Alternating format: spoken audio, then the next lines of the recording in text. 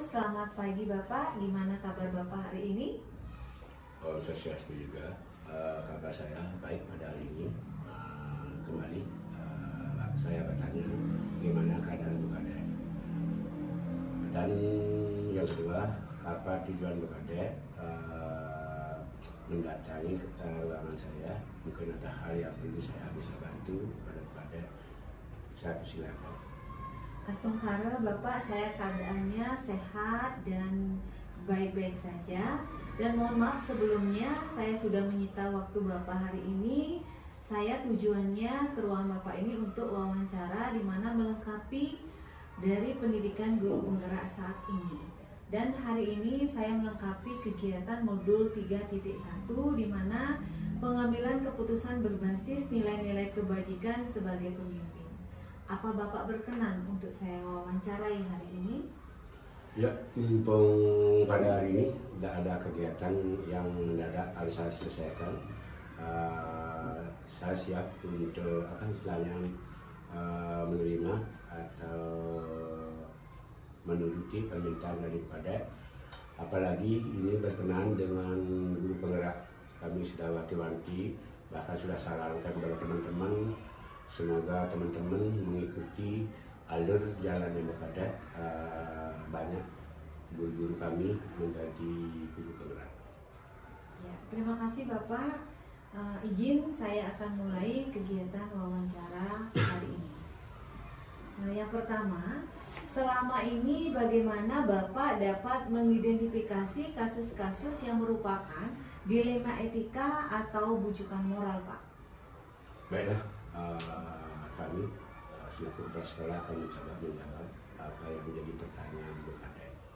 Selama ini saya mengidentifikasi dilema etika dengan melihat apakah ada pertentangan antara dua atau lebih nilai dan prinsip atau kewajiban moral yang harus diprioritaskan. Biasanya dilema ini muncul saat pilihan apapun yang diambil akan memiliki konsekuensi etis tertentu. Contoh, dalam situasi di mana saya harus memilih antara menjaga kerahasiaan informasi pelanggaran dan kewajiban untuk melaporkan pelanggaran hukum.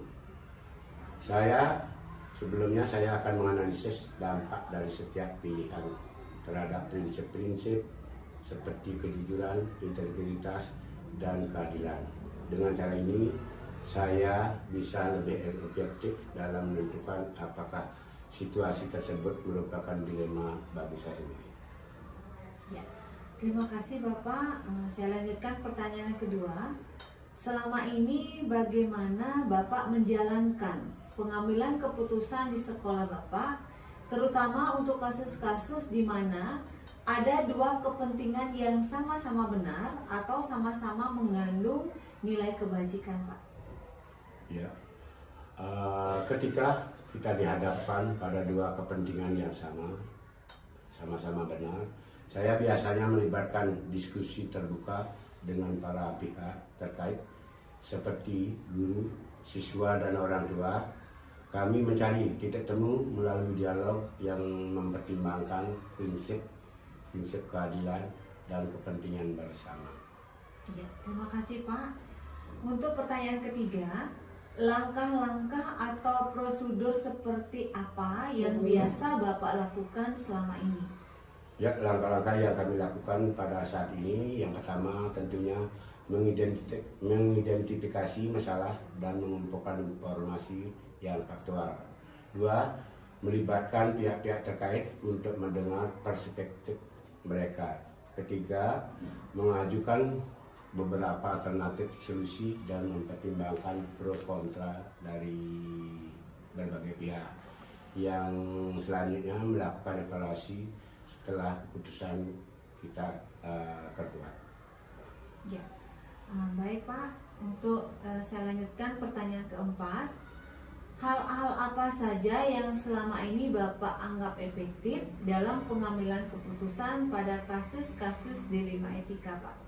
Ya, baik. Untuk pada saat ini, adapun hal-hal yang saya perbuat untuk menyelesaikan kasus yang saya hadapi. Pertama, melibatkan pihak terkait dengan memastikan transparansi dalam proses pembuatan keputusan menjadi lebih diterima dan minim registrasi atau resistensi. Dua, tantangan seringkali adalah menyatukan berbagai kepentingan yang berbeda dan menghindari prasangka buruk. Yang itu yang bisa kami sampaikan. Ya, terima kasih Bapak. Untuk selanjutnya, hal-hal apa saja yang selama ini merupakan tantangan dalam pengambilan keputusan pada kasus-kasus dilema etika tersebut, Pak? Nah, masalah tantangan mungkin Bu Kadek juga sering sudah mengalami, yaitu tantangan yang sering kali adalah menyatukan berbagai kepentingan yang berbeda dan menghindari prasangka pribadi dalam mengambil keputusan. Itu yang kami menjadi kendala bagi kami selaku kepala sekolah. Ya, terima kasih Pak. Selanjutnya, apakah Bapak memiliki sebuah tata kala atau jadwal tertentu dalam sebuah penyelesaian kasus dilema etika? Apakah Bapak langsung menyelesaikan di tempat atau memiliki sebuah jadwal untuk menyelesaikannya? Bentuk atau prosedur seperti apa yang Bapak jalankan selama ini? Ya, untuk kasus yang terutama yang membutuhkan keputusan cepat, ya saya lakukan dengan secepat mungkin dan menyelesaikan secara langsung pada saat itu. Namun untuk kasus yang kompleks, saya mengatur pertemuan khusus dengan agenda dan tanggal waktu yang jelas. Berarti saya selalu akan berkoordinasi dengan bersangkutan jikalau ada kasus yang masih belum dilaksanakan pada hari itu. Ya, terima kasih Pak. Selanjutnya, adakah seseorang atau faktor-faktor apa yang selama ini mempermudah atau membantu Bapak dalam pengambilan keputusan dalam kasus-kasus dilema etika, Pak? Ya, jelas ada Bu, yaitu terutama dukungan dari tim manajemen sekolah dan masukan dari anggota komite atau guru-guru senior yang sangat membantu. Selain itu, arahan dari kode etik sekolah memberikan pedoman yang jelas. Berarti apapun yang kami berbuat selalu berpedoman, terutama pada komite, guru yang kami anggap lebih bisa, selalu kami berpedoman pada mereka. Ya, terima kasih Pak. Mungkin ini pertanyaan yang terakhir. Dari semua hal yang telah disampaikan, pembelajaran apa yang dapat dipetik dari pengalaman Bapak dalam mengambil keputusan dilema etika yang selama Bapak ini jalankan di sekolah ini?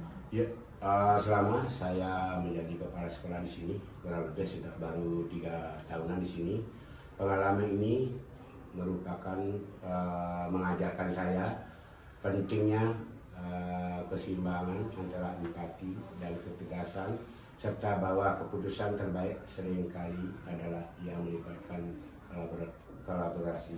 Berarti apapun yang kami buat di sini selalu berpedoman pada pendapat orang lain, bukan kami mengambil kesimpulan sendiri. Kami selalu terbuka dan selalu membuka diri untuk mendapatkan keputusan yang terbaik. Ya. Terima kasih Bapak atas waktunya yang sangat luar biasa, di mana Bapak sudah memberikan jawaban, menjadikan gambaran bagi saya nanti dalam melaksanakan tugas di modul 3.1 ini. Sekali lagi saya mengucapkan terima kasih Bapak. Semoga Bapak bisa melanjutkan tugas sebagai pemimpin di SD 2 Kawan ini lebih maju pendidikannya. Salam sehat dan bahagia. Sekali lagi saya mengucapkan terima kasih. Om Santi Santi Santi Om.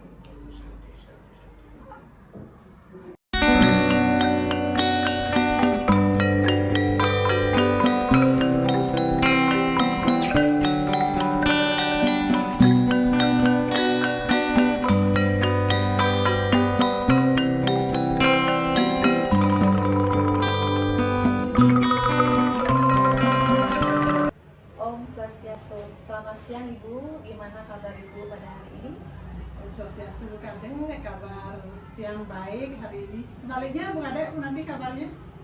Saya juga Astungkara hari ini sehat dan baik juga. Mohon maaf Ibu sebelumnya saya sudah mengganggu menyita waktu Ibu pada siang ini. Adapun tujuan saya ke sekolah Ibu untuk mewawancarai Ibu dalam melengkapi tugas saya menjadi calon guru penggerak pendidikan guru penggerak modul 331 pengambilan keputusan bersama nilai-nilai kebajikan sebagai pemimpin. Apa Ibu berkenan saya wawancara pada hari ini? Ya Bu Kade, bisa. Kebetulan juga hari ini agak senggang. Nah, nanti mungkin sebisanya ya apa yang dapat saya sampaikan pada siang hari ini harap dimaklumi juga. Terima kasih Ibu sebelumnya dan izinkan saya untuk memulai kegiatan wawancara. Ibu, untuk pertanyaan yang pertama, selama ini bagaimana Ibu dapat mengidentifikasi kasus-kasus yang merupakan dilema etika atau bujukan moral itu? Dilema etika. Begini Bu Kade, saya akan mengidentifikasi kasus sebagai dilema etika atau bujukan moral dengan memperhatikan apakah situasi tersebut memicu konflik antara norma pribadi dan aturan profesional. Karena kita kan berada di satu lembaga ini. Jika ada dorongan untuk mengambil keputusan yang menguntungkan satu pihak secara tidak adil, ya, atau ketika tindakan yang benar terasa sulit dilakukan karena rujukan tertentu, maka ini saya anggap sebagai dilema etika. Sebagai contoh, saat bekerja tim, kan terkadang muncul tekanan atau menutup mata terhadap pelanggaran-pelanggaran kecil yang terjadi di sekolah ini, ya, demi menjaga hubungan baik. Namun biasanya saya mengevaluasi hal itu, apakah keputusan itu sesuai dengan kode etik organisasi atau tidak, dan apakah ada yang merugikan pihak lain di masa-masa yang akan datang. Nah, intinya itu kami akan melakukan identifikasi terlebih dahulu. Terima kasih Ibu, luar biasa. Terus sekarang saya lanjutkan, selama ini bagaimana Ibu menjalankan pengambilan keputusan di sekolah Ibu ini, terutama untuk kasus-kasus di mana ada dua kepentingan yang sama-sama benar atau yang sama-sama mengandung nilai kebajikan Ibu. Tentunya saya juga akan mengutamakan analisis etis dengan menimbang manfaat dan resiko dari setiap pilihan. Di sini kita akan mengedepankan prinsip kejujuran, keadilan, dan kesejahteraan siswa. Itu menjadi pertimbangan utama bagi kami sebagai pemimpin di sekolah ini. Oke Bu, selanjutnya langkah-langkah atau prosedur seperti apa yang biasa Ibu lakukan selama ini di sekolah? Yang sudah pernah, itu yang pertama mengidentifikasi masalah secara jelas. Kemudian mengkaji prinsip etis yang relevan. Kemudian tentunya kita juga meminta pandangan dari pihak yang netral jika diperlukan. Mungkin masalahnya yang terlalu rumit yang kita hadapi di sini. Kemudian mengambil keputusan yang selaras dengan nilai di sekolah kita dan dampaknya terhadap jangka panjangnya nantinya. Oke Bu, sekarang kita lanjut ke pertanyaan keempat. Hal-hal apa saja yang selama ini Ibu anggap paling efektif dalam pengambilan keputusan pada kasus-kasus dilema etika yang pernah terjadi di sekolah?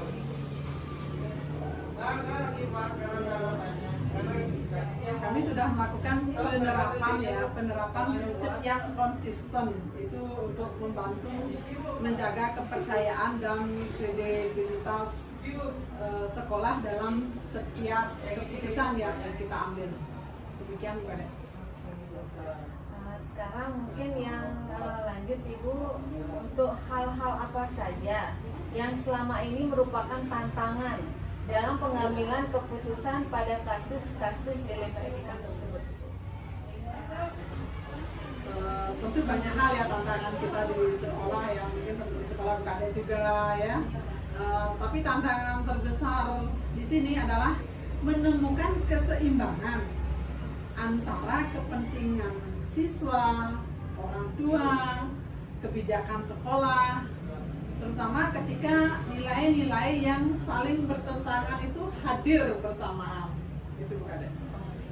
Ibu, sekarang mungkin apakah Ibu memiliki sebuah tata kala atau jadwal tertentu dalam sebuah penyelesaian kasus dilema etika?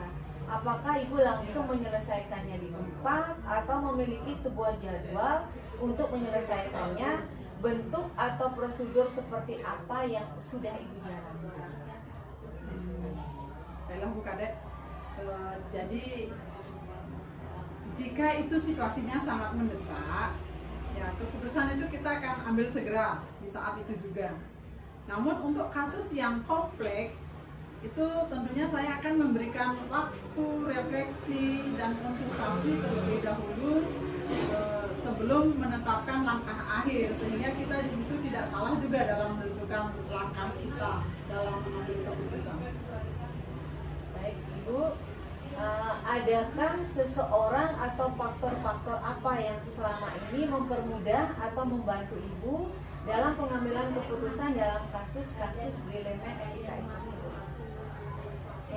Tentunya banyak Bu Kadek, terutama dari bimbingan dari pengawas sekolah, dukungan dari guru-guru juga sangat membantu hal itu.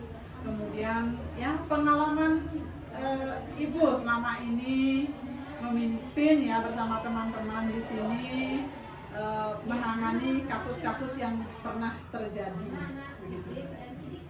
Oke Bu, mungkin ini pertanyaan saya terakhir. Dari semua hal yang telah Ibu sampaikan tadi, pembelajaran yang Ibu dapatkan yang bisa dipetik dari pengalaman Ibu selama menjadi kepala sekolah di sini dalam mengambil keputusan dilema etika itu seperti apa aja Ibu?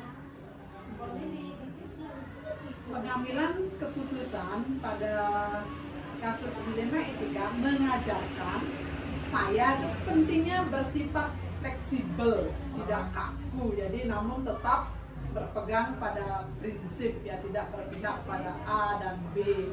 Dan refleksi dari setiap keputusan juga membantu saya terus untuk belajar, untuk bisa semakin berkembang dan nantinya juga semakin bijaksana dalam mengambil sikap.